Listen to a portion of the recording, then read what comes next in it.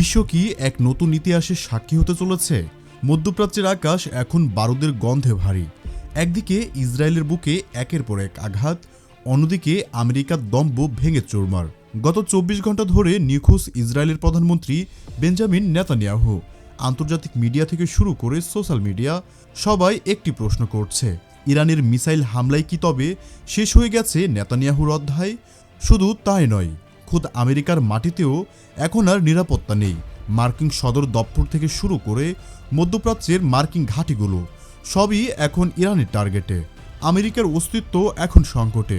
আর এই যুদ্ধের মোড় সম্পূর্ণ ঘুরিয়ে দিতে ইরানের পাশে এসে দাঁড়িয়েছে বিশ্বের আরেক পরাশক্তি, উত্তর কোরিয়ার একনায়ক কিম জং উন।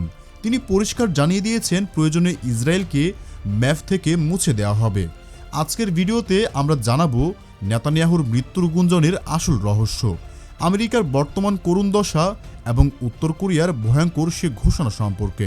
প্রিয় দর্শক, মূল খবরে যাওয়ার আগে আপনাদের কাছে একটি ছোট্ট প্রশ্ন। আপনারা দেখেছেন কিভাবে ইরান একাই আমেরিকা এবং ইসরায়েলের মতো পরাশক্তিদের চোখের দিকে তাকিয়ে কথা বলছে। হাজারো নিষেধাজ্ঞা আর চাপের মুখেও তারা মাথা নত করেনি। পশ্চিমারা যখন একজোট, তখন ইরান একাই লড়ে যাচ্ছে। আপনারা যারা ইরানের এই সাহসিকতাকে সমর্থন করেন এবং মনে করেন ইরান অন্যায়ের বিরুদ্ধে কঠিন জবাব দিচ্ছে, তারা এক্ষুনি কমেন্ট বক্সে লিখুন আই লাভ ইরান। শুরুতেই আসি আজকের সবচেয়ে চাঞ্চল্যকর খবরে। বেঞ্জামিন নেতানিয়াহু কোথায়? গত ২৪ ঘন্টা ধরে তাকে জনসম্মুখে দেখা যায়নি। তার পূর্বনির্ধারিত সব মিটিং বাতিল করা হয়েছে। এমনকি ইসরায়েলি মিডিয়াগুলোও রহস্যজনকভাবে চুপ। ইরানের রেভলিউশনারি গার্ড বা আইআরজিসি দাবি করেছে তাদের ছোড়া হাইপারসোনিক মিসাইল সরাসরি আঘাত এনেছে তেল আবিবে সেই হাই প্রোফাইল বাংকারে, যেখানে নেতানিয়াহু অবস্থান করছিলেন। সাধারণত ইসরায়েল ছোট কোনো ঘটনা ঘটালেও সাথে সাথে প্রতিক্রিয়া দেখান, কিন্তু এবার তারা নীরব। বিশ্লেষকরা বলছে, যদি নেতানিয়াহু সুস্থই থাকতেন তবে এত বড় হামলার পর তিনি অবশ্যই টিভির সামনে এসে হুঙ্কার দিতেন। তারই অনুপস্থিতি ইসরায়েলি সেনাবাহিনীকেও মানসিকভাবে ভেঙে দিয়েছে। তারা বুঝতে পারছে তাদের নেতা হয়তো আর নেই, অথবা এতটাই গুরুতর আহত যে ক্যামেরার সামনে আসার অবস্থা নেই। ইরানের এই নিখুঁত হামলা প্রমাণ করে দিয়েছে ইসরায়েলের আয়রন ডোম বা আকাশ প্রতিরক্ষা ব্যবস্থা এখন খেলনায় পরিণত হয়েছে। এবার নজর দেওয়া যাক আমেরিকার দিকে। যারা ভেবেছিল ৭ সমুদ্র পার হয়ে কেউ তাদের গায়ে আঁচও করতে পারবে না, সেই আমেরিকার সদর দফতরেও এবার হামলার সাইরেন বাজছে। মধ্যপ্রাচ্যে থাকা আমেরিকার ঘাঁটিগুলো, হোক সেটা সৌদি আরব, কাতার কিংবা কুয়েত, সবগুলোতেই এখন আগুনের কুণ্ডলী।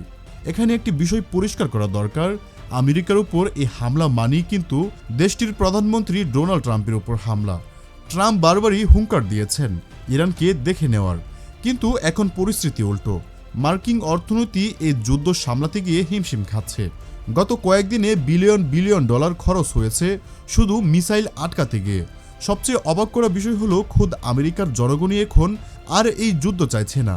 তারা ট্রাম্পের যুদ্ধবাজ নীতির বিরুদ্ধে রাস্তায় নেমেছে। নিউ ইয়র্ক থেকে ওয়াশিংটন হাজার হাজার মানুষ মিছিল করছে, তাদের হাতে প্লে কার্ড, মুখে স্লোগান, আমরা যুদ্ধ চাই না, ট্রাম্প তুমি সরে যাও। নিজের দেশের মানুষের কাছেই আজ কোণঠাসা আমেরিকা। জনগণ বুঝতে পেরেছে ইসরায়েলকে বাঁচাতে গিয়ে আমেরিকা নিজেদেরকেই ধ্বংসের দিকে ঠেলে দিচ্ছে। এই অভ্যন্তরীণ চাপ এবং বাইরের হামলা দুই মিলিয়ে আমেরিকা এখন দিশেহারা অবস্থানে আছে। যুদ্ধের এই পরিস্থিতিতে যখন মনে হচ্ছিল ইরান একা হয়ে যাচ্ছে, ঠিক তখনই চীন পাতে হাজির হলো উত্তর কোরিয়া, কিম জং উন, যাকে বিশ্ব এক নায়ক হিসেবে চিনে। তিনি সরাসরি ঘোষণা দিয়েছেন ইরানের পাশে দাঁড়ানোর। শুধু মৌখিক সমর্থন নয়, উত্তর কোরিয়া থেকে ইতিমধ্যে বিশেষ কার্গো বিমান ইরানের উদ্দেশ্যে রওনা হয়েছে বলে গোয়েন্দা তথ্যে জানা গেছে। কিম জং উন পরিষ্কার ভাষায় বলেছেন, আমেরিকা এবং ইসরায়েল যদি মনে করে তারা যা খুশি তাই করবে, তবে তারা ভুল ভাবছে। উত্তর কোরিয়া এমন কিছু বিধ্বংসী মিসাইল এবং নিউক্লিয়ার টেকনোলজি ইরানের হাতে তুলে দিচ্ছে যা যুদ্ধের মোড় সম্পূর্ণ ঘুরিয়ে দিবে। সামরিক বিশ্লেষকরা বলছেন, উত্তর কোরিয়ার এই মিসাইলগুলো যদি ইসরায়েলের দিকে তাক করা হয় তবে তেল আবিব বা হাইফা শহর মাটির সাথে মিশিয়ে দিতে কয়েক মিনিটও সময় লাগবে না। কিম জং উনের এই এন্ট্রি পশ্চিমাদের রাতের ঘুম হারাম করে দিয়েছে, কারণ তারা জানে কিম জং উন শুধু হুমকি দেন না, তিনি করে দেখান। ইরান প্রমাণ করেছে তারা আর আগের মতো দুর্বল নেই। তাদের হাতে এখন এমন প্রযুক্তি আছে যা আমেরিকার রাডারকেও ফাঁকি দিতে পারে।